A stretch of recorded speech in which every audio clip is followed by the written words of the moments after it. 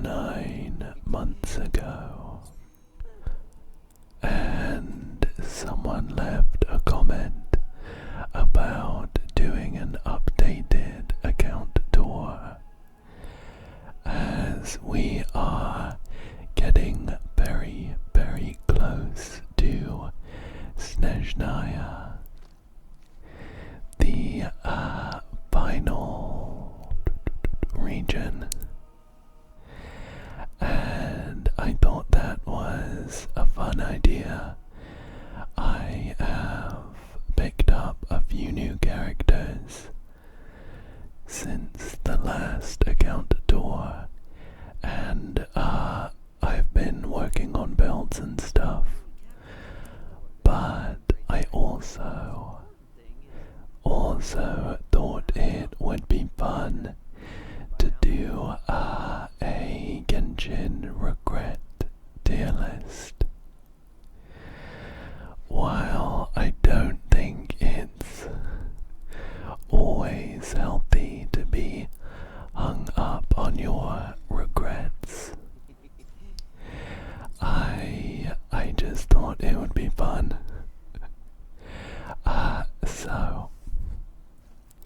So I think we'll start by checking out the new characters I've picked up since September 2025, and I have done a couple of pull videos for some of them, but I'm not sure I have shown them off properly with how they are now that they're all built and stuff. I am, of course, here on the moon. If you haven't played Genshin for a while, that might be surprising. I won't get into it, you'll need to play the story, but what I will tell you is that it is so much fun jumping around with moon gravity. But let's take a look at the characters I have picked up since September 2025. So, first up we have Lauma. Lauma is the leader of the Frost Moon Scions, and she is the quintessential Lunar Bloom character. Her whole kit is built around Lunar Bloom as a reaction between Hydro and Dendro. And I really liked her design.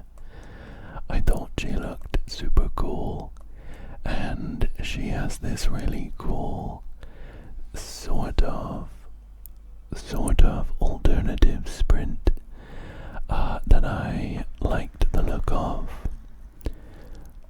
Let me get her into a party real quick so we can take a look. I'll just do this one. Here we go. I haven't tried her out in moon gravity, so we'll see how that goes. It's when you do a charged attack out of combat. She turns into this kind of moon projection of, I guess, like, sort of a centaur. I'm not sure if there's a specific word for a half-deer centaur. It's a little awkward in moon gravity. We don't get a lot of forward momentum, but it's actually pretty useful in normal to fat gravity, because you can do a double jump with it. that was just one reason why I wanted to pull for Lauma. And I was checking the dates and stuff, and I actually saw that I pulled Lauma the day after the last Genshin account door video went up. Kind of funny, I guess. I don't think I have access to the pull history from back then, but I can tell you that I got very lucky with my Lauma pulls. I really just wanted one copy of her, and I ended up with 3 copies. I think I got a copy of Lauma, and I did maybe 2 more 10 pulls, and I ended up getting 2 extra copies, which is very lucky, of course. Yeah, so here she is. I do use her sometimes. Although I don't have Nefer, who is a very good on-field DPS for Lauma. I don't know if it's really any good or not, but I most often use her in like Spiral Abyss when you need some lunar bloom damage. And I use her with Nouvellette, something like that, I think. But I've got her on a 4-piece Deepwood Memories, which I would probably change if I used her more. The Deepwood Memory set is for Dendro Res, but there are some lunar reaction sets that are also very good on her, especially if you are using someone like Nouvellette for the on-field DPS. But the pieces are pretty good. It's got a lot of elemental mastery. The circlet and the goblet are both elemental mastery main stat. I do have energy recharge on the sands, so that we have her ult up, her burst up as often as possible, and then the substats are aiming for elemental mastery, where we can get it a bit of energy recharge, and there's some crit stats as well, on top of having the Black Marrow Lantern weapon on her. This is one that you can craft, and it's pretty perfect for her. I don't think it's quite as good as her signature, of course, but the special effect is all about increasing bloom and lunar bloom damage. And we have elemental mastery as the main stat, so it's pretty good. Overall, she is at just over 1,000 elemental mastery. The crit stats are kind of whatever. It's nice for her personal damage, of course. And she's got 192% energy recharge. So she does a really good job when I use her in a team. That's Lauma there. Next up we have Flins.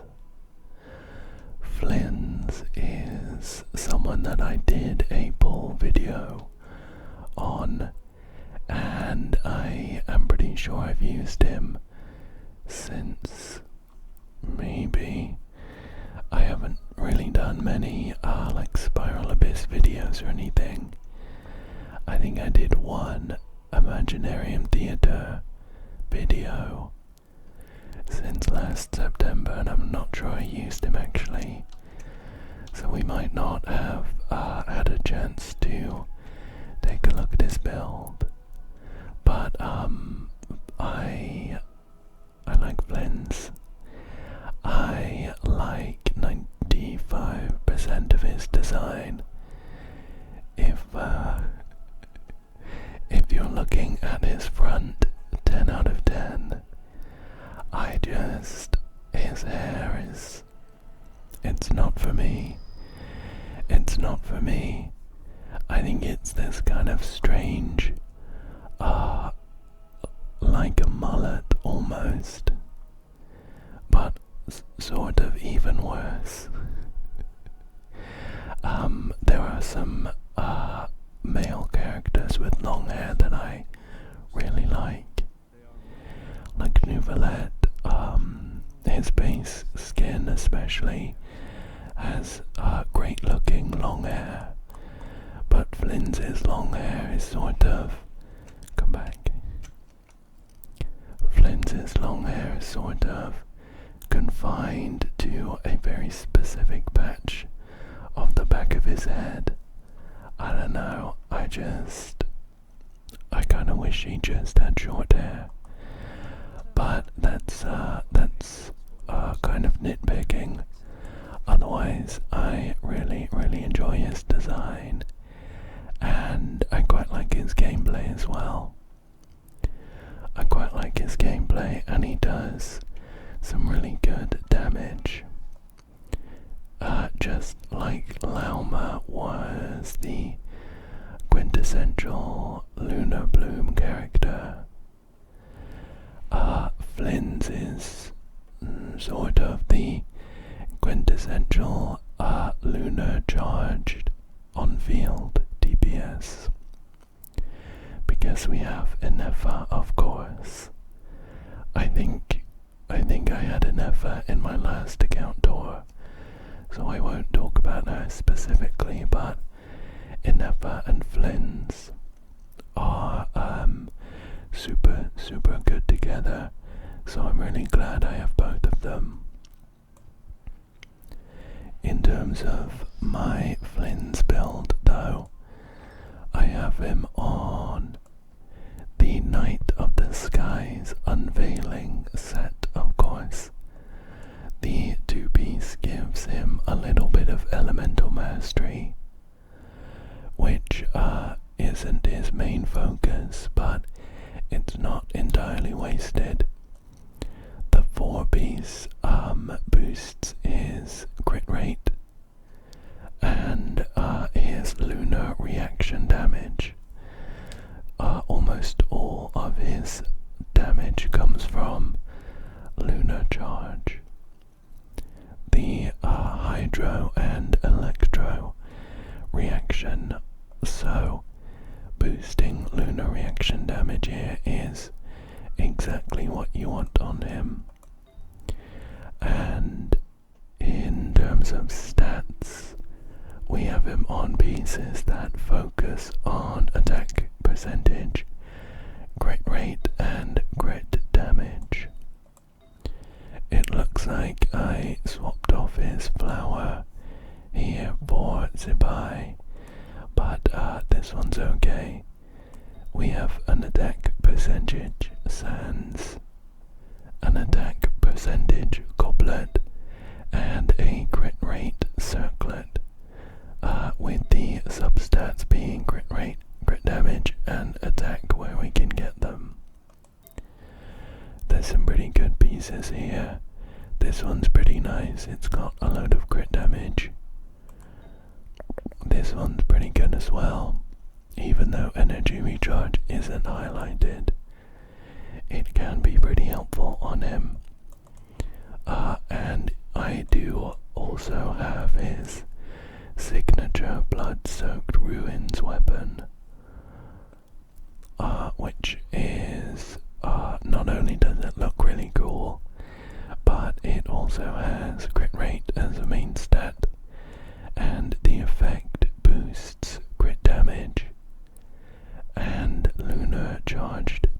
as well.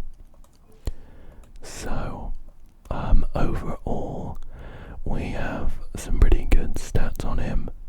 This is without any of the bonuses. He would get 30% from the artifact. Yeah, down here, 30% from the artifact. Crit rate, that is. And 28% crit damage. So, with my pieces at the moment, he is 5% capped on his crit rate, and he's up to 200% crit damage, which is pretty good. He hits like a truck in the right team. I would run him in, I'm pretty sure one of my teams is set up ready for him anyway. It includes one of the other new characters that I will be showing in a second. One of these, where is he? Here we go. Flynn's, Columbina, Inepa, and Sucrose. This is a great team for him, and he does a lot of damage there. But that is Flynn's. Next up,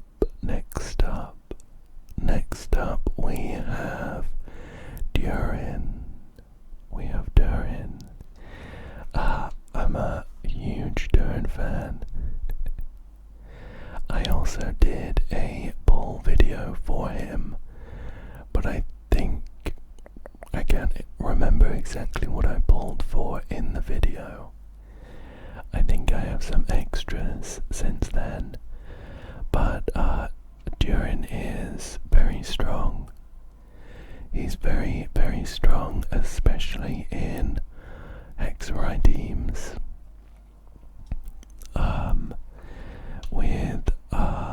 With Nicole as well. They make a great pair for attack scaling pyro reaction teams. And let's take a look at his build.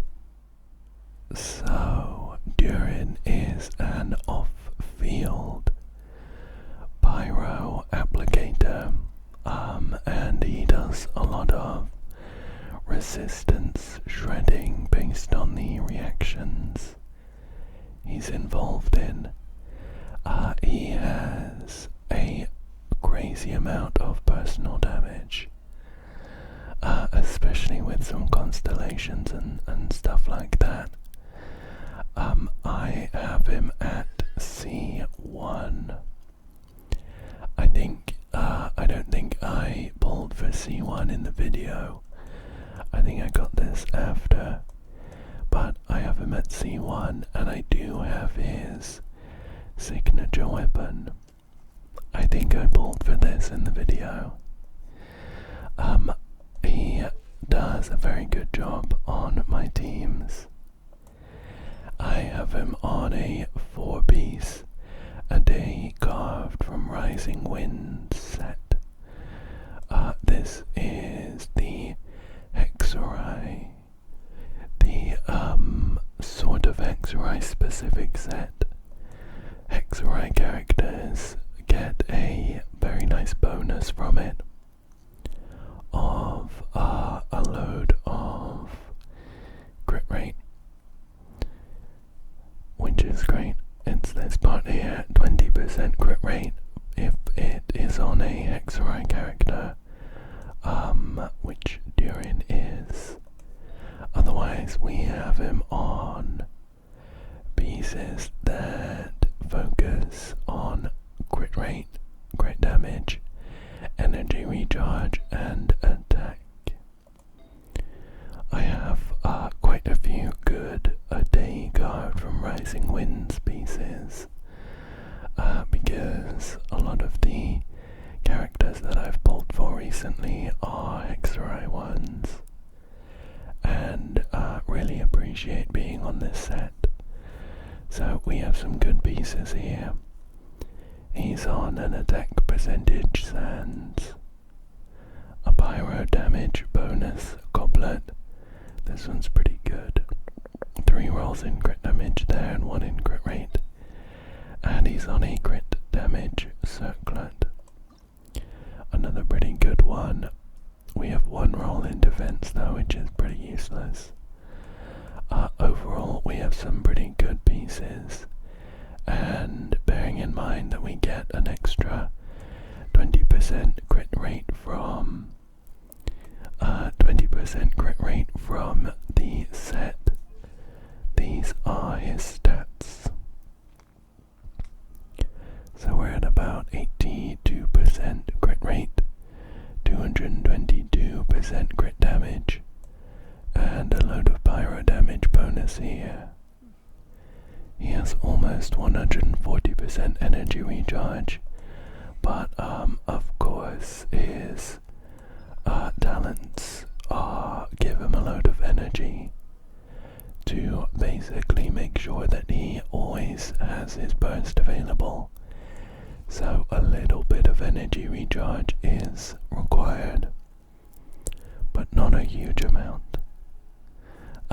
There we are, that's Durin. One of my new favorites for sure. Next up, we have Columbina. We're in the right place to show her off. On the Frost Moon. I pulled for Columbina because I had a bunch of the other lunar reaction characters, and I heard that she'd be good. That was basically the reason. Well, no spoilers, but we'll talk about regrets and stuff after I show off these last few characters. Let's take a look at her build. I do use her. She is on a 4-piece Silken Moons Serenade. This is a set specifically designed around boosting lunar reaction damage and giving everyone a bit of elemental mastery. So she's great in like a Flynn's team, for example, of course. And in terms of pieces, we have a focus on energy recharge to make sure her burst is always up. HP percentage as well, because that is what her own damage scales off of. And just some crit stats for her own personal damage.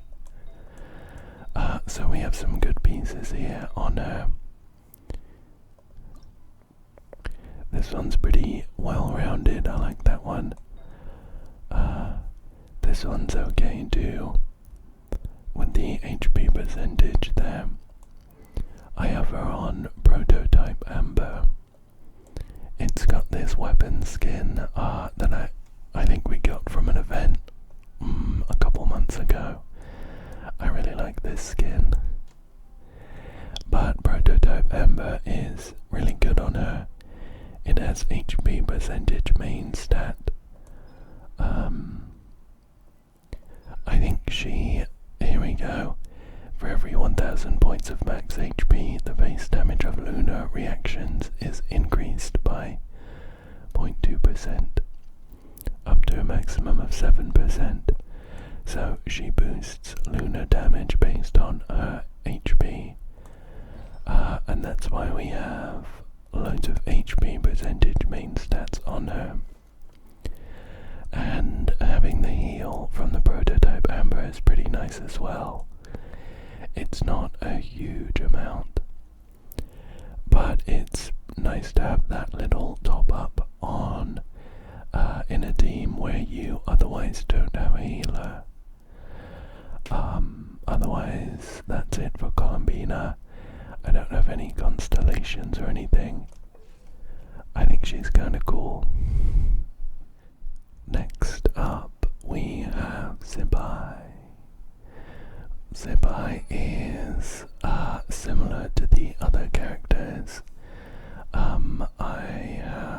shown you.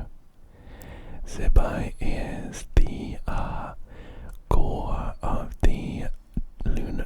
What is it called? It's the geo and hydro lunar reaction. Lunar crystallize reaction. This is one that summons some little geo constructs that fire off projectiles, I think.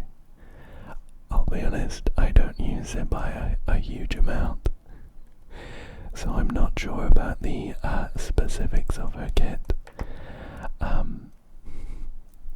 But I thought she looked kind of cool, and I heard that she was really, really good. So I did end up pulling for her. I haven't leveled her up to 90 just yet, but I have her on a Night of the Skies unveiling set. This is the same one that Flynn's was on. It gives you a load of crit rate if you have when you trigger lunar reactions, and you get the extra lunar reaction damage as well. Not only to characters like Zibai, Flynn's, who else? Lauma, they trigger the lunar reactions with their reactions.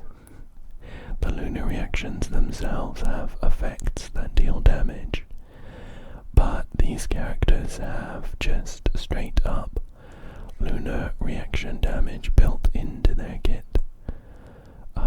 Like this one here. This is Zibai's skill, and it is considered lunar crystallize reaction damage.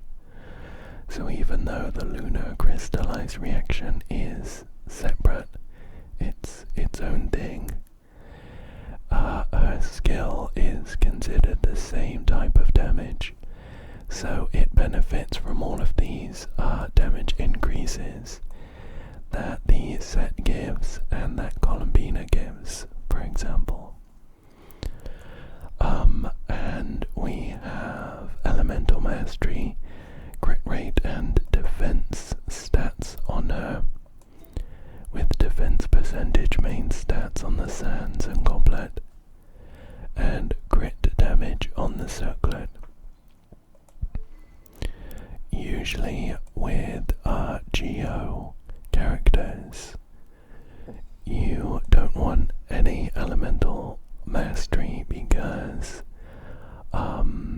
it doesn't do anything. I actually don't know if it affects the normal crystallize reaction that gives you a shield. I think it probably does, but it just boosts a shield, if anything. It doesn't increase their damage. However, the lunar crystallize reaction does benefit from it. It's here somewhere, I'm pretty sure.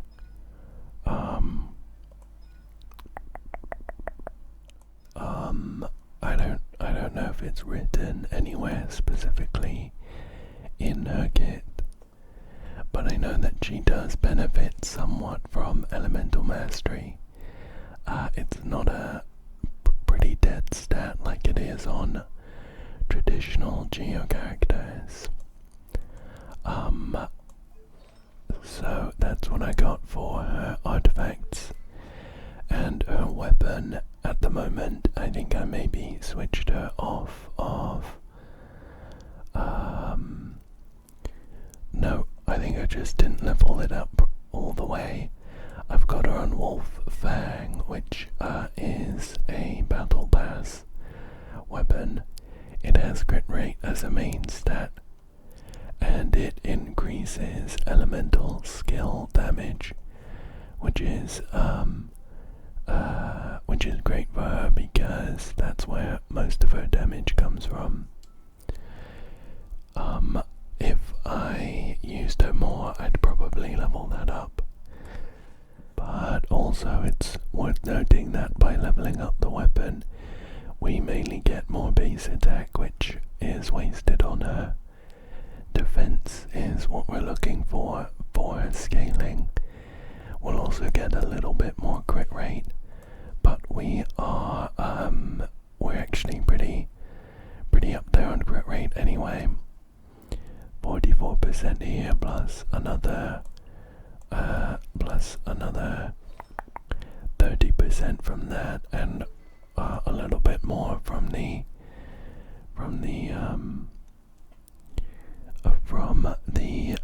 effect of the wolf fang.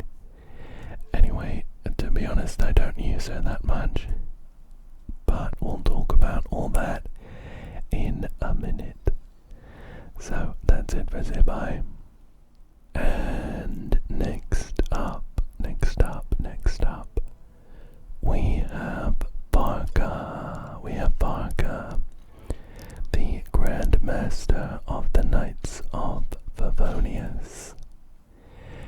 Now I know that we've seen Barker in, I think, the Imaginarium Theatre video, but I didn't do a video on my bulls for him. I think he looks super cool. I like how he has a unique model. He's a lot bigger than the other Genshin characters. And to be honest, I'm a big Animo fan. I like swirling stuff. So being able to have Varka as a main DPS to combine Animo damage and varying other types of damage depending on your team building, it sounded really cool to me. At the moment, I have taken Varka's artifacts off him, the good ones at least. I had him built really well, but we have Lowen to check out in a second, and I took Varka's artifacts off of him. He does have some on, but they're not great, so I don't know if it's worth going through them really. Mainly just, he's on a day carved from Rising Winds, the Hexarai set, and that's kind of it. Look, he's even got an unleveled sands. When I find myself with spare resin, I do still farm this set, because I would love to get some more really good pieces, so that I don't need to keep getting them to swap artifacts, which always feels a little rough. But there we have Varka. I would normally have him on my... Here we go, no one's using it. I would normally have him on my R5 Serpent Spine. And we have the special Varka weapon skin that you get from doing like a special Varka challenge. It looks cool. When he attacks, he actually has two great swords that he swings around, and I like his traversal mechanic here when he does a big leap. It's especially fun on the moon. That's mostly it for Varka. The only other thing to mention is that I do have him at C1. And he works really well with Durin and the character that we are gonna check out next. Nicole, who I did a poll video for. So we've already, we saw how they went. Nicole's banner, of course, ended some time ago. I didn't get any constellations or her weapon, but I have given her a good set of Celestial Gift Artifacts. This is a set that's basically tailor-made for her. It helps her boost her party's damage.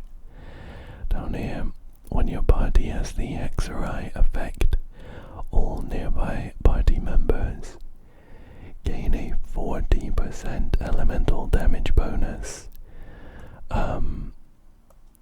which is crazy. And it also has a 20% energy recharge bonus for the 2-piece, which is great for her to keep her burst up and running. Otherwise, in terms of stats, we have focused on getting as much attack as possible, really, and some energy recharge.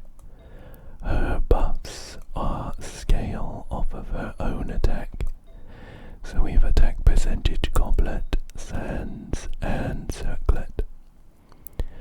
She is at 3,779 attack, and that's without the double pyro attack bonus that we would normally have. In terms of weapon, I have her on Skyward Atlas. The effect is kind of minimal. There's a very small amount of damage that she does herself when you pop her her shield. Really, we're just using this for the attack percentage. She's a really great buffer. She's a really good buffer, and she works especially well with Durin. So I'm glad I have her. But that's it for Nicole. Let's now take a look at the final character that I've picked up since the last account tour video, and that would be Lowen. That would be Lowen, who we got a glimpse of at the beginning of this video. He's my most recent 5-star, and I've been really enjoying using him. I think he's super fun to play, and I like the fact that he works perfectly with Durin and Nicole. Not Alice. Durin and Nicole, who are two other newer characters that I really enjoy having in my party. So Lowen's build looks like this. I took most of the good A Day Carved from Rising Winds pieces off of Varka. With Lowen, we are really focusing on the traditional crit DPS stats. So crit rate, crit damage, and attack is what we are going for. This piece is pretty crazy, look at that. 2 rolls in attack percentage and 3 in crit rate. We have him on attack percentage sands, cryo damage bonus goblet. This one's great, 4 rolls in crit damage. Oof. And a crit rate circlet. I also managed to get his signature polearm, Disaster and Remorse. It is a crit rate polearm, and the effect gives him a crazy amount of normal attack, charged attack, and elemental skill, and burst damage. It's his signature polearm, so of course it's perfect for him. It boosts his damage by quite a lot. I don't have any constellations, although I did actually go for his C1, but I lost the 50-50 there, so at least I have a guaranteed 5-star when I decide to pull for one. Overall, keeping in mind we get 20% crit rate from his set, we are looking at looking at 99.9% crit rate and 188.7% crit damage. He also gets a load of buffs from his normal team with Durin and Nicole. So his attack skyrockets as well. But that is it for Lowenir. And with that, we are now all caught up on my newest characters.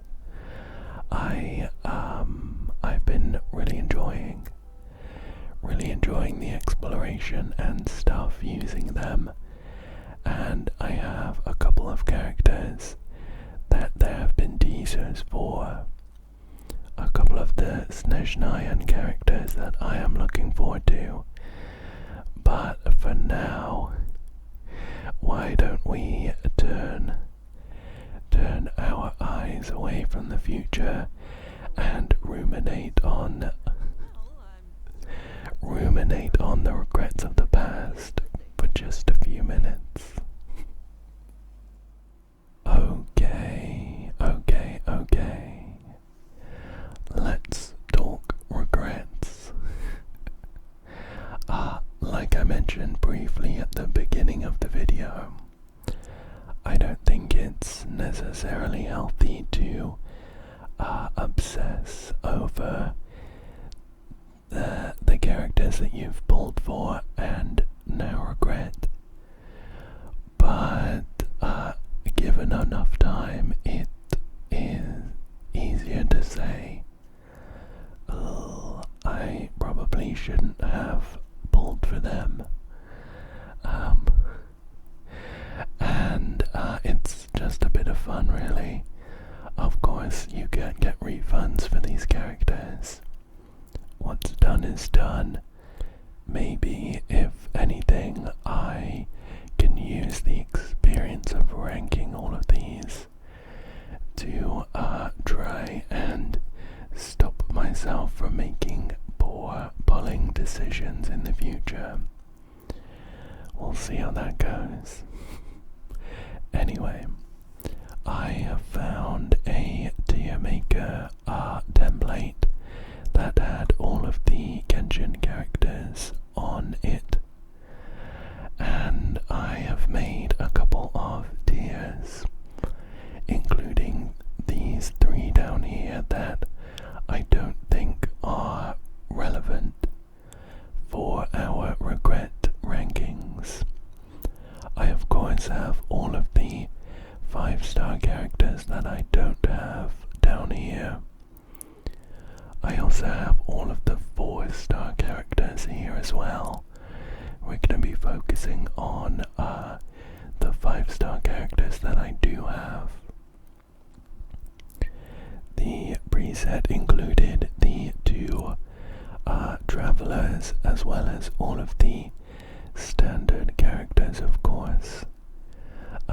And I also have Eula here as well, because I lost a 50-50 on one of the Chronicled Wish banners to Eula. I think it doesn't really make sense to rank regrets on, for example, Gigi. I know that she is now quite good with the what's it called? Stellar Conduct. She's now really good with Stellar Conduct teams. But first of all, I don't have Sandrone or Sandroni. I don't know how to say her name. I don't have her. Gigi might work with some other Stellar Conduct teams, but previously, before now, every time I lost a 50-50 to Gigi, it was a struggle not to launch something across the room. I was very upset to see Gigi, but there's nothing there to regret, you know. I didn't go out of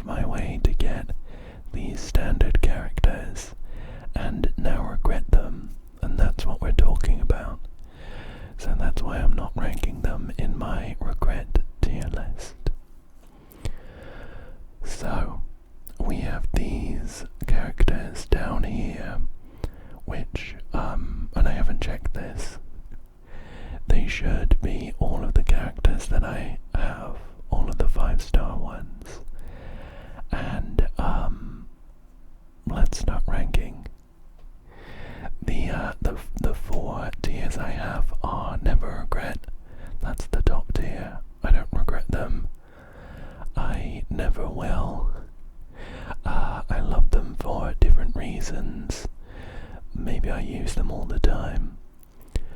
Maybe I just like their design so much that I'm very happy to have them on my account, you know. The next tier is Don't Use But Don't Regret. It's lower, of course, than Will Never Ever Regret Them. If anything, the regretful part of this tier is that the character isn't better meta-wise. We'll see some good examples, but this tier kind of encapsulates those characters that I really love their design or personality. Maybe I really like how they play, but they're just not quite good enough to really use. We'll see how that goes. We then have Regret a Little. I think that's quite self-explanatory. It's when you compare it to the bottom tier, which is Would Trade for One Wish. Regret a Little is kind of difficult to define, because I wouldn't really want to refund these characters necessarily, but I do have a little bit of regret for pulling them. We'll see how this tier fills up. I haven't got an exact plan for every character as of right now, so I think maybe I'll learn some things about myself during this process. And then we've mentioned it. The bottom tiers would trade for one wish. I would be happy to take them off my account in exchange for a single wish. Of course, all of these characters, if I have them, I spent a lot more than one wish on, so it's a pretty bum deal, but those are the tiers. And a caveat as well, I suppose, is that I don't mean any criticisms personally. I know that it's quite easy to get attached to your favorite characters, and it always sucks when you hear someone say that they're bad or say that they regret them. I'm sorry if that is the case for any of these. This is of course just my personal opinion. Let's get going. So, first up on the list we have Venti. I pulled Venti I think April 2025. At that time, I'm pretty sure that we didn't have the Hexrai buffs. I'm pretty sure they came later than that, and he wasn't very good at the time when I pulled him. However, I'm rating him as of right now, and I would say that I would never regret him. I think with the Hexrai buffs, he is very good, and he works really well with the teams that I like to use. Like Barca, he would work well with Lowen, as an example. So I would put him at Never Regret for now, although that would have been a different story like a month after I pulled him.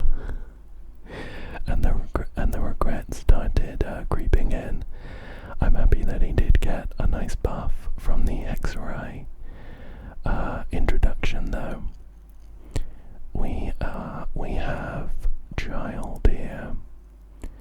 We have child. I would say that I regret him a little. I do regret him a little. He was one of the first characters I pulled. I have dates here. Let me just pull up the spreadsheet. Yeah, so I got him on the 6th of September 2023. So I pulled him a while ago, and I didn't even use him back then. I don't think that I regret him enough to trade him for a single wish, but I do regret it a little. I think it's a shame that he does not do more damage. Maybe we'll get some like Fatui Harbinger buffs in Snezhnaya that make him more fun to use. I think I also never really got the hang of his playstyle. Yeah, I would say I regret him a little.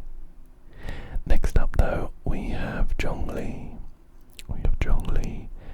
And I would say never regret for Zhongli. He is also a pretty early character, as in he was made a while ago, and he's still really good. Well, he's still pretty good. He has some great shields and built-in elemental resistance shred. Okay, sorry for the change in direction of that sentence, but I had to step away, and I think Zhongli actually belongs in Don't Use But Don't Regret. And honestly, probably on the cusp of regret a little in terms of the teams that I like to play nowadays. There are other shielders and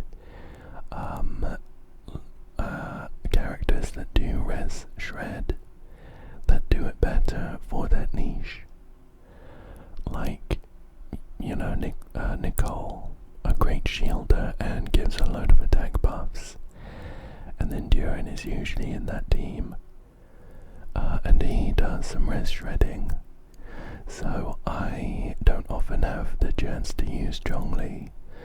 But especially early on in Genshin, considering he was one of the earliest characters I pulled on the 2nd of May 2021. He carried me a lot. His shield meant that I didn't have to worry about getting hit. So, don't use but don't regret for Zhongli. Next up we have Albedo, and that's an easy never regret. Especially with the X-ray buffs, meaning that he's actually pretty good. Now I was trying out a bunch of different low-end teams with the DPS test dummy in the Miliastra game mode, and I wanted to try and get the most DPS from Lowen, and Albedo I found, in terms of my own characters, was the best forward slot for Lowen, Durin, and Nicole. So he does a really good job of elevating the damage in that team, and honestly I think it's really endearing how he looks like a little bug. I kind of hope that he never gets a model update. I think his model is super cute and not even that bad, to be honest. An easy never regret for Albedo, and similar for Kazuha.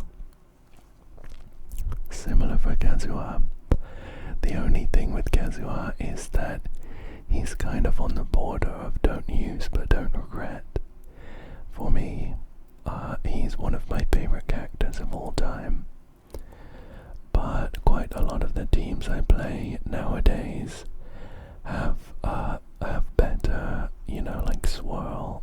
dynamo options.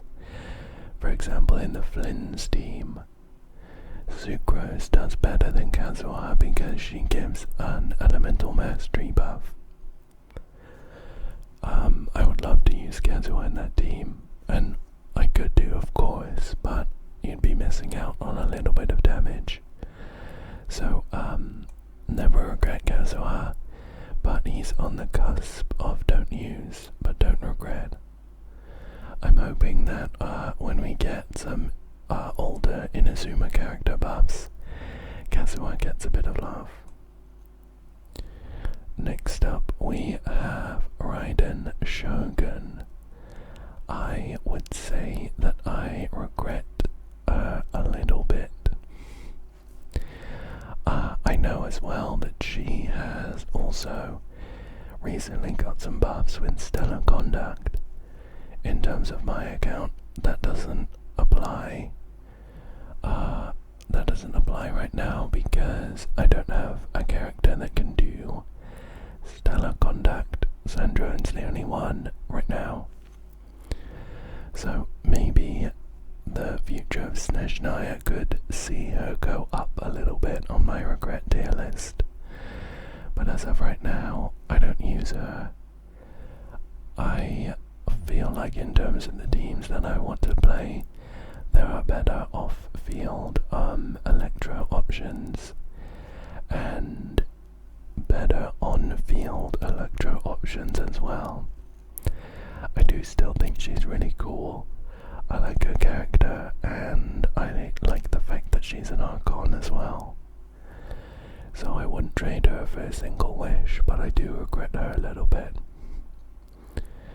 Next up we have Ito. And he is gonna be a don't use but don't regret. I really wish that he was better. I actually have Ito at C1 because of the free constellations that we get every so often. And even then, he just doesn't do that much damage. I have a C6 Goro and, his other Geo teammates as well. And especially with Zibai coming in, it feels so bad playing Ito and doing no damage. But I love his character so much. His voice actor, I think it's Max Mittelman, I think that's his name, does such a good job of injecting personality. He also voices one of my favourite video game characters of all time, Bilbo from Bugsnax. Anyway, back on track. Yeah, everything else about Ito I love, but he just doesn't do enough damage to warrant playing. Yeah, he's gonna be in don't use but don't regret. He's probably gonna be near the top of this tier, but we'll see how it goes. Next up we have Ayato. Who again is one of the earliest characters I pulled for.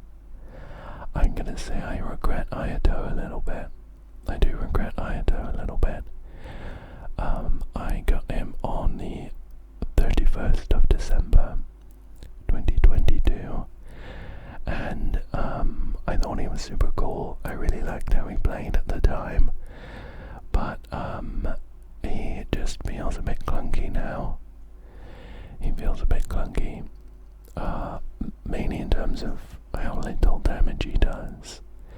He does still do some really good hydro application if you need an on-field driver, and I love his animations. I think they look super cool when he goes into his slash mode and does a load of slashes.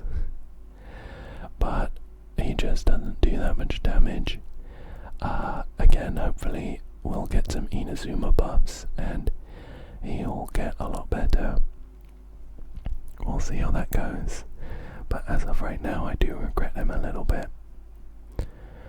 Next up we have Sino.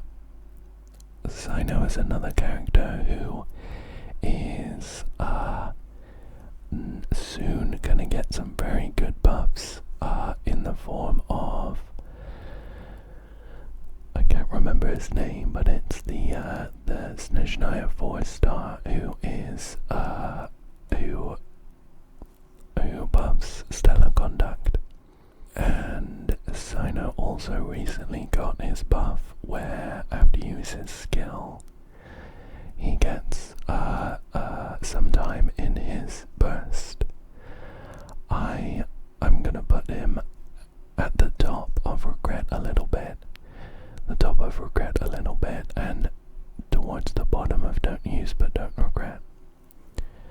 I haven't actually tried him with his skill buff where he goes into his burst, so I don't know whether he is gonna be that much better for me until I get some stellar conduct characters.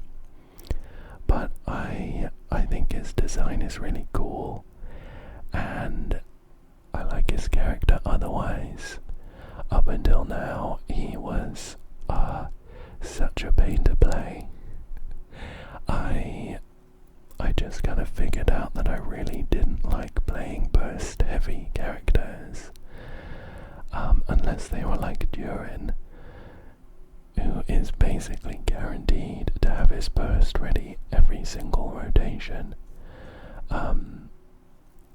I prefer to play for the open world and exploration and stuff, and having these burst heavy characters just felt bad to play. So I think his skill buff is gonna be good, but it's on the cusp for me, and I'm gonna leave him at the top of regret a little for now. Next up we have Nahida. Maybe controversial, and it's a bit of a toss-up between the bottom of the tier above and this tier, but to be honest, I would trade Nahida for a wish.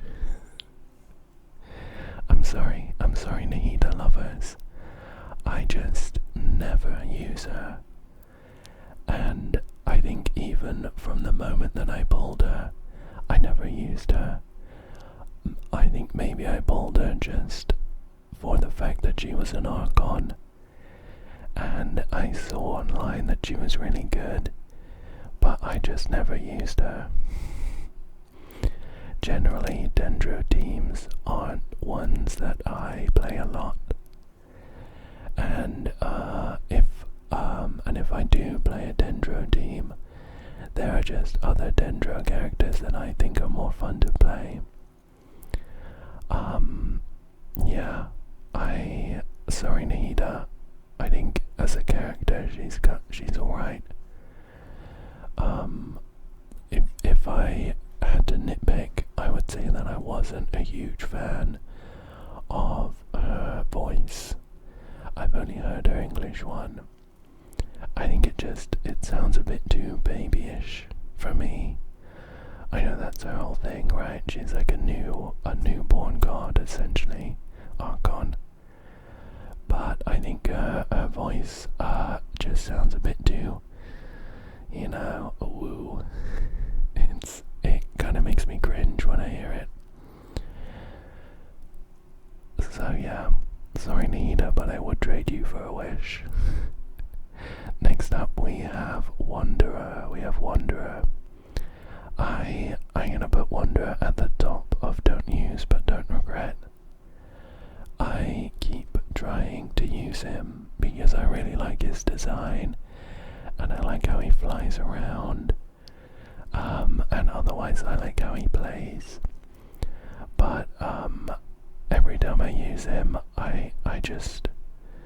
it feels bad because there's like a direct replacement that would do a lot better.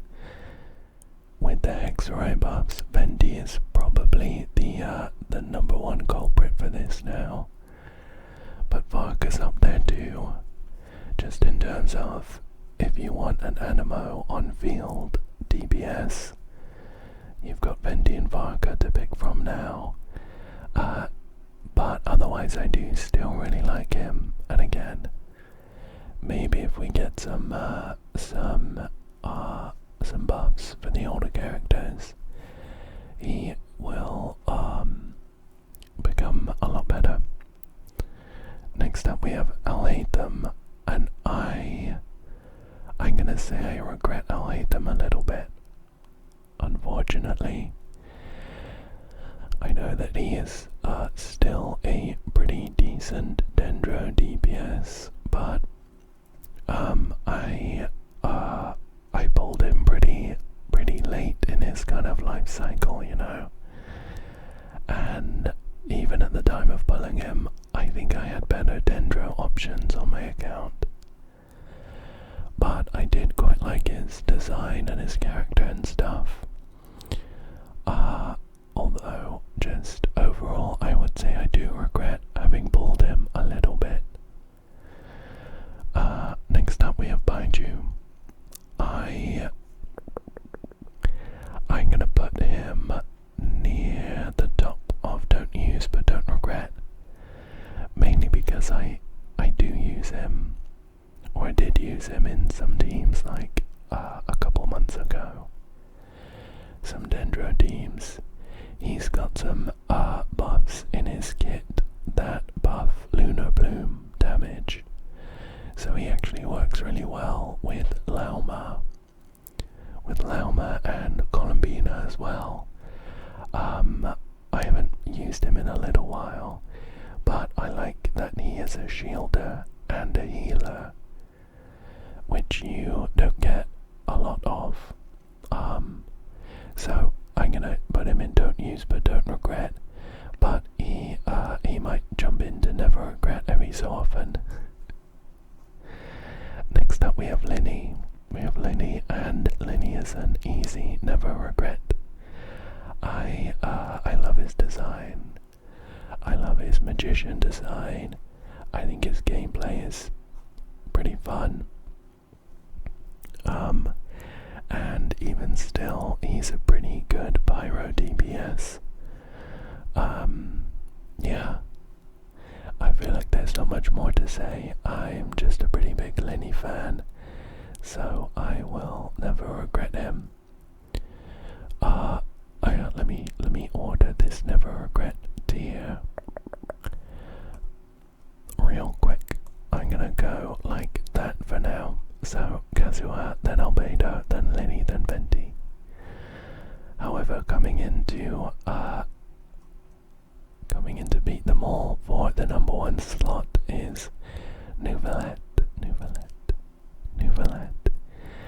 He's maybe the strongest character on my account. I actually have him at C3. He is the limited character with the most constellations on my account. I've got his skin. I just love everything about him. I think his character and his story is 10 out of 10. Even though he's dropped somewhat with the newer DPSs and the shift towards specific reaction damage, he's still a really good DPS, and his gameplay is fairly simple but pretty fun. So Nouvelette is going to be right at the top of the list for now. Wriothesley is another character who has their stocks have raised recently because of the Stellar Conduct introduction, as well as the buffs that they got.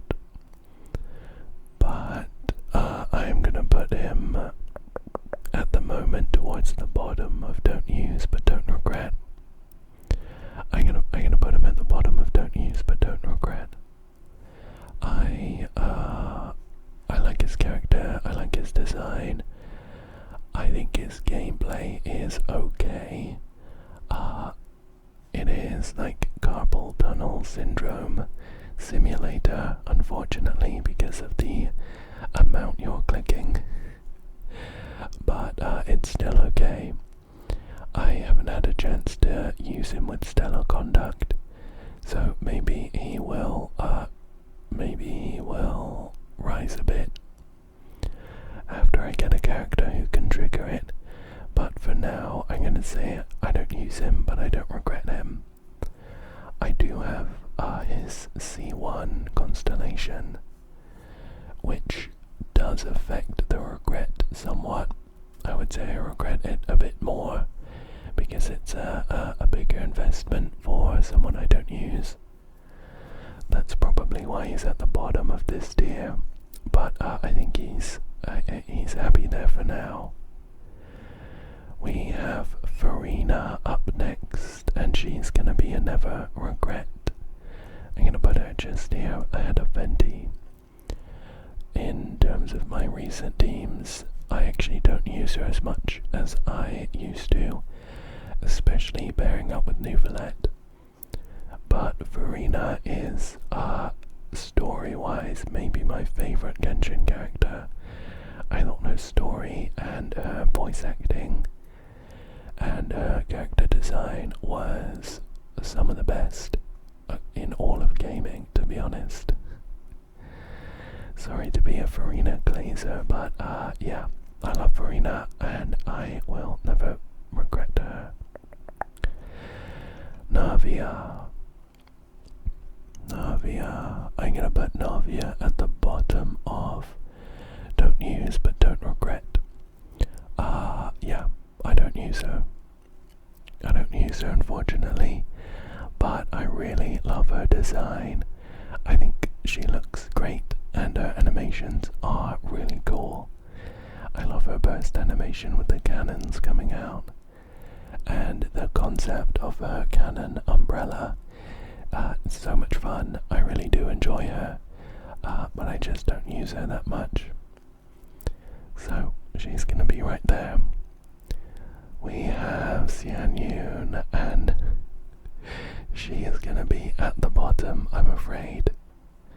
Xianyun is a plunge attack buffer. She is a support character specifically for plunge attacks, and I don't really have any characters that do plunge attacks. I'm pretty sure that I pulled her at the time because I thought Garming was pretty cool. I ended up not really using him, and I don't have Xiao, so she's pretty much dead on my account, and I would trade her for a single wish. Sorry, but I would. I do think her design is pretty cool though, and I really like her traversal, her movement where she jumps and turns into like a little bird spirit.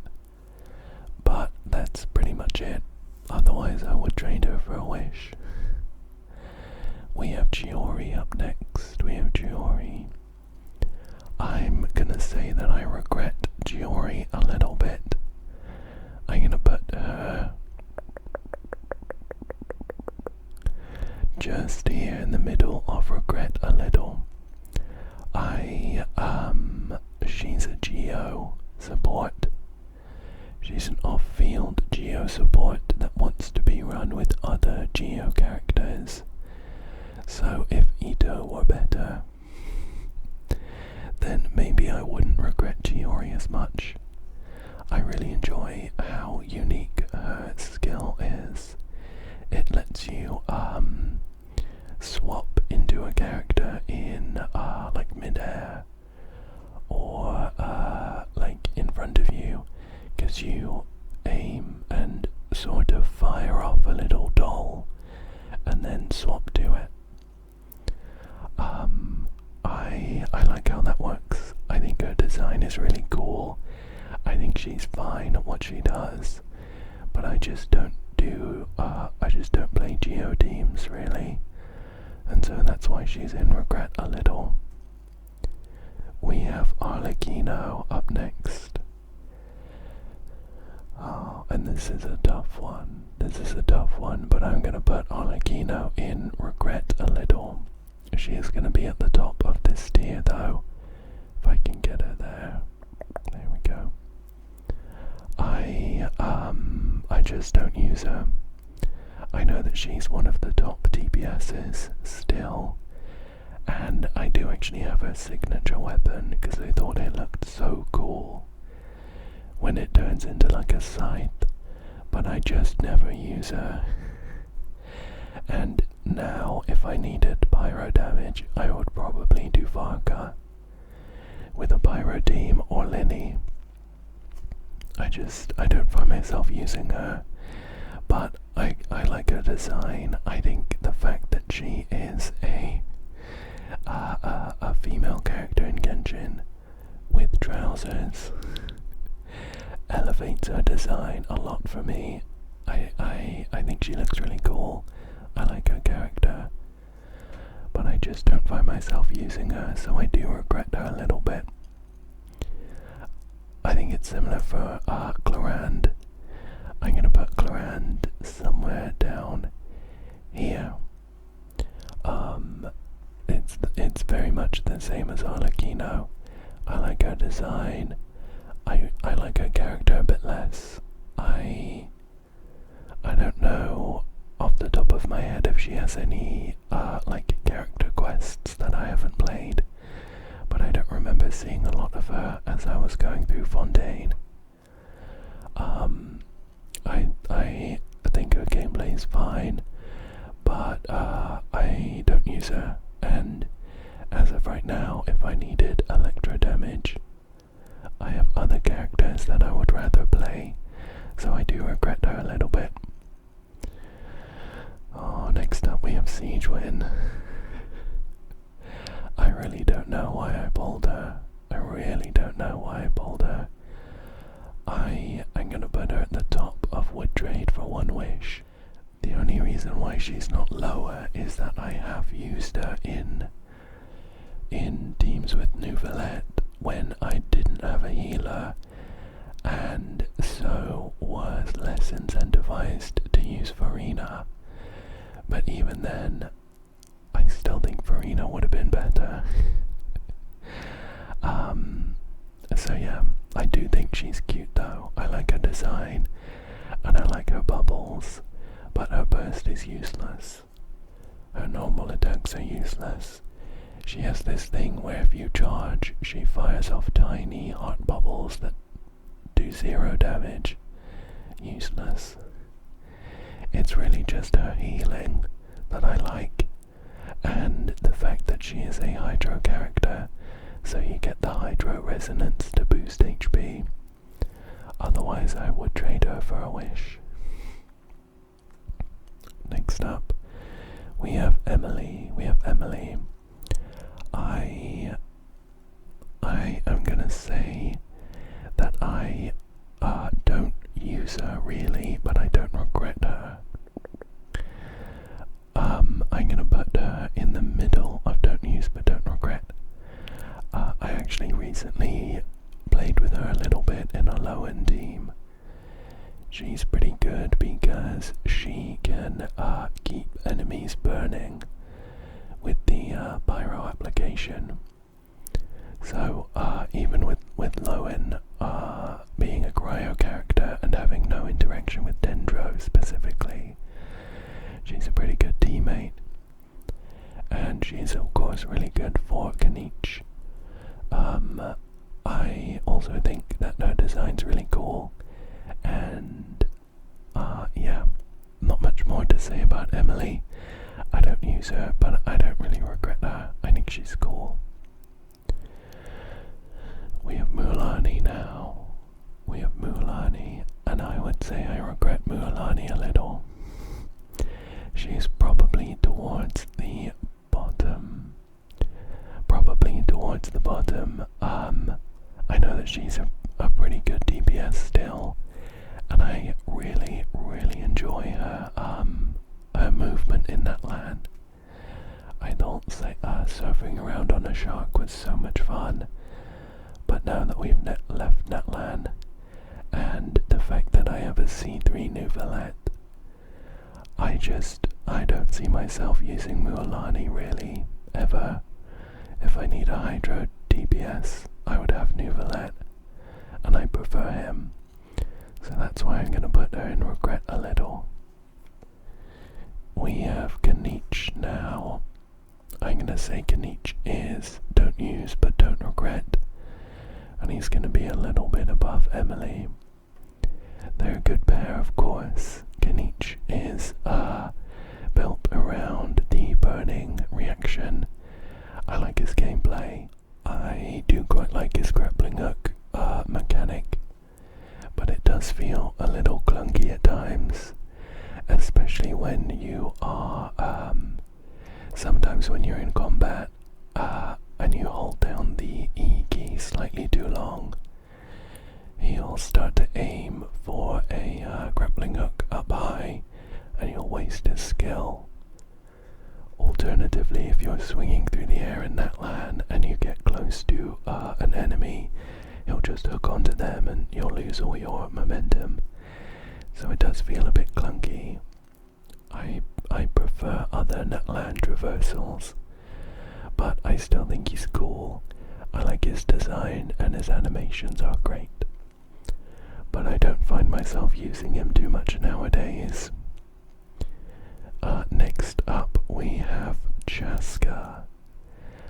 Chaska is a funny one. I did some Chaska pull videos. Or just one, sorry. A Chaska pull video. But it was actually mainly an Auroron pull video, because I really wanted Auroron, and I didn't really care about Chaska.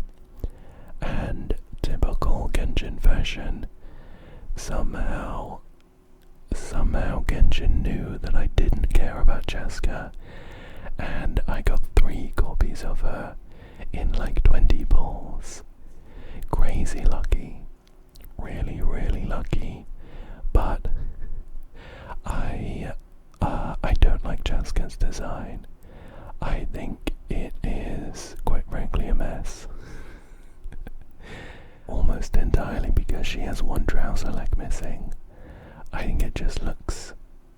It looks really bad, personally. And even though I have a C2 Chaska, I never use her. With one exception, and that's to fly around that land sometimes.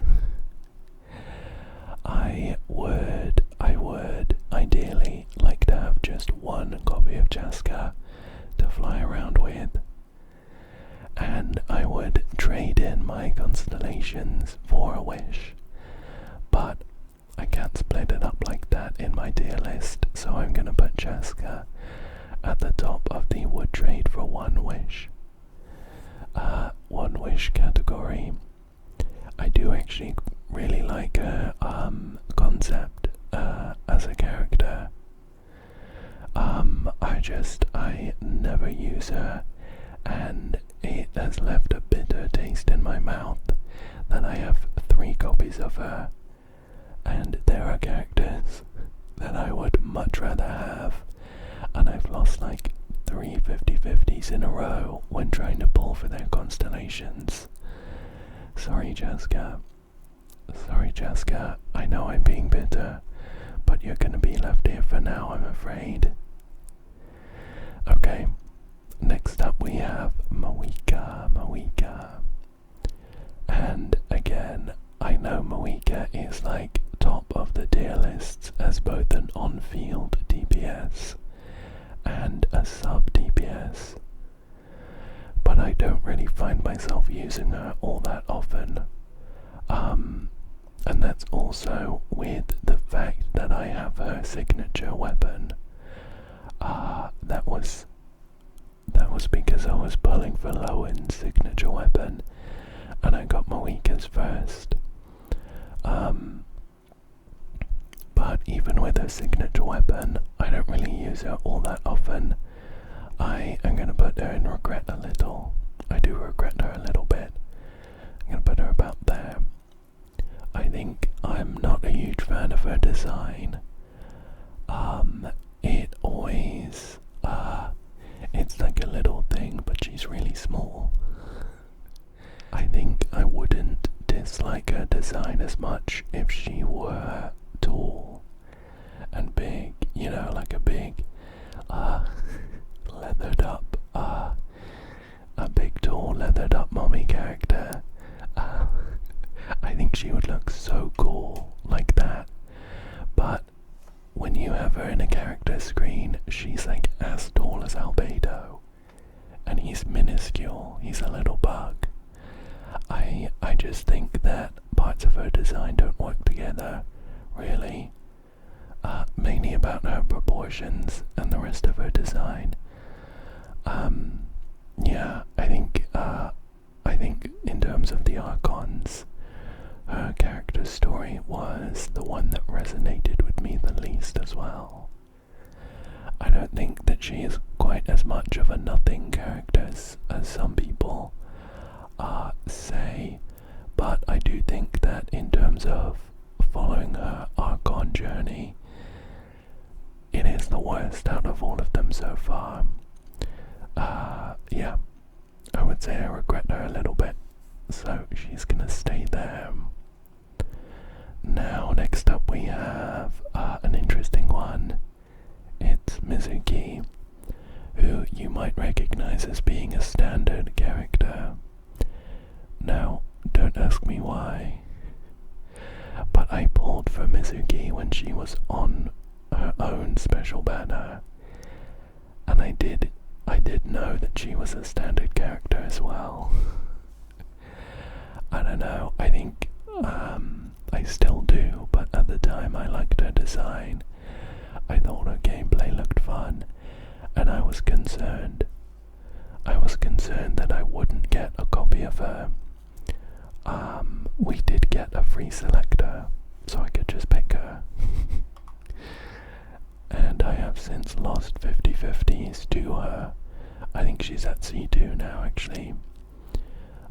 Overall, I would say I think it's difficult.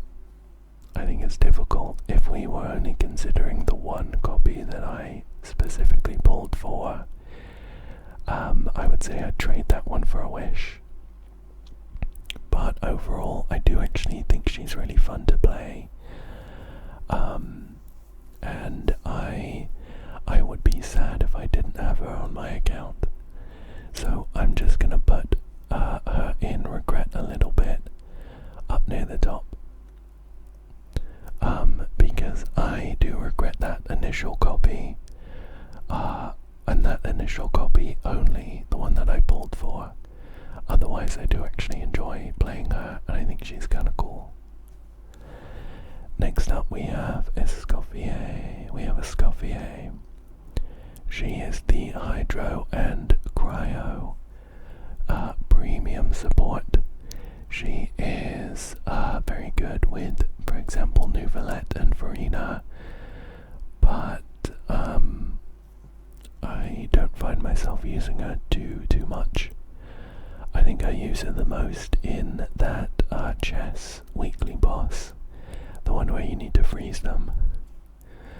Otherwise, if I were playing Nuvalet, I would probably do a team that wasn't freeze. So for that reason, I'm going to say I do regret her a little bit. Not a huge amount, because she is still really good. But also every time she says there's a goose on the loose or something during her burst, it confuses me. It really does confuse me, and for that reason I regret her a little bit.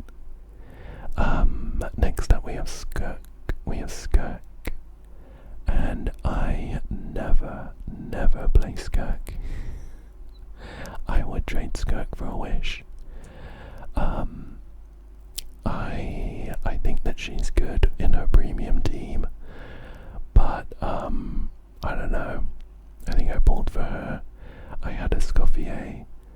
I heard that Skirk was really good as a DPS, and I think I played her maybe like 5 times, and then I benched her and never picked her up again.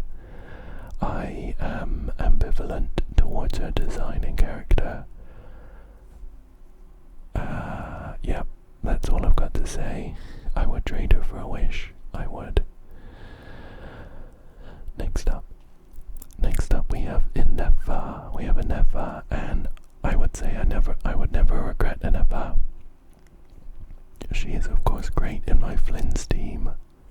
She is geared towards doing lunar charged damage, but I actually really enjoy using her as just regular electro application, even in non-lunar charged teams.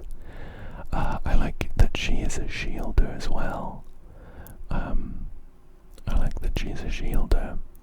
I do prefer healers, to be honest, in general, because when I'm playing in the overworld, sometimes you take little chip damage, and it's a pain to have to go into my bag and eat some food, or go to a statue. I would prefer to have this nice self-contained team that can just keep it self-sustained, you know.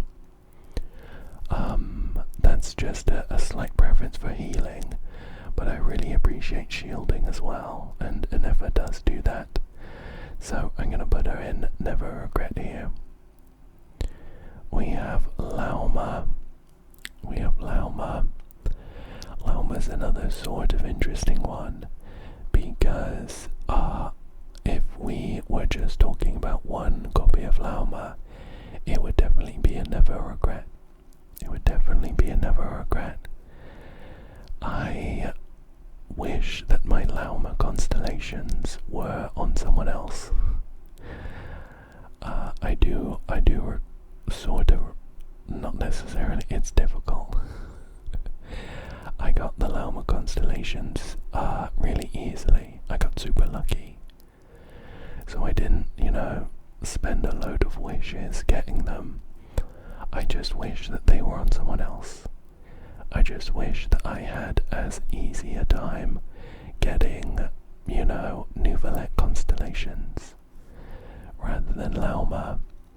So, in terms of my feelings towards her as a whole, she's kind of on the cusp of these two tiers. But I'm gonna put her at the bottom of Never Regret, because I do really like her still. Flynn's is up next, and he is gonna be an easy Never Regret. I'm gonna put him just ahead of, I think, Venti.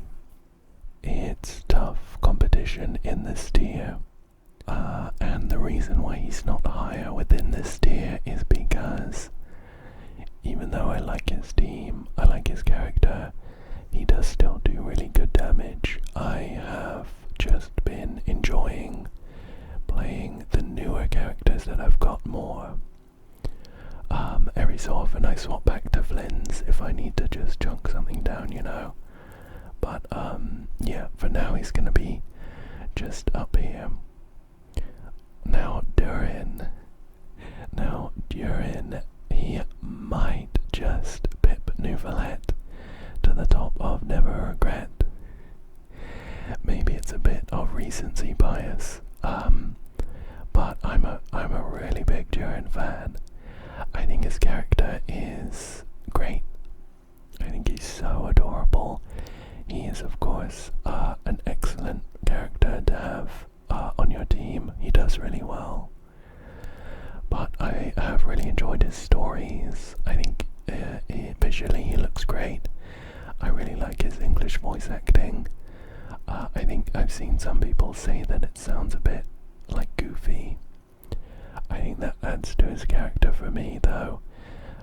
He's just a baby. He's 5 minutes old. Overall, I really like Durin, so he's going to be right at the top of my Never Regret tier. Columbina's up next. I am going to put her in the don't use but don't regret tier. I mainly pulled her to bolster my Flynn's team, really. That's kind of it. I have since used her in some other teams as well, but she really was kind of supplementary for Flynn's. I do still like her character, and I think she's really good, so I don't regret her massively. But she's not top tier material for me, so so I'm gonna put it there. Zibai is up next, and I am gonna say that I do regret her a little.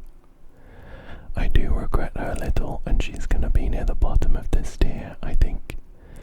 It's another funny one because she's a really, really good DPS. She does so much damage. Her gameplay is very similar to Flynn's in terms of popping the skills and then doing basic attacks. Not that that is wildly different from most of these characters, but her gameplay is similar to Flynn's. She's just the kind of lunar crystallized version, and I have only found myself using her for that lizard boss, the rock lizard in Nodcry. Otherwise, I just haven't really used her. I'm not really attached to her character at all. I don't think I played her quest at all. I just pulled her because I heard she was good, and I do regret that. I do regret that.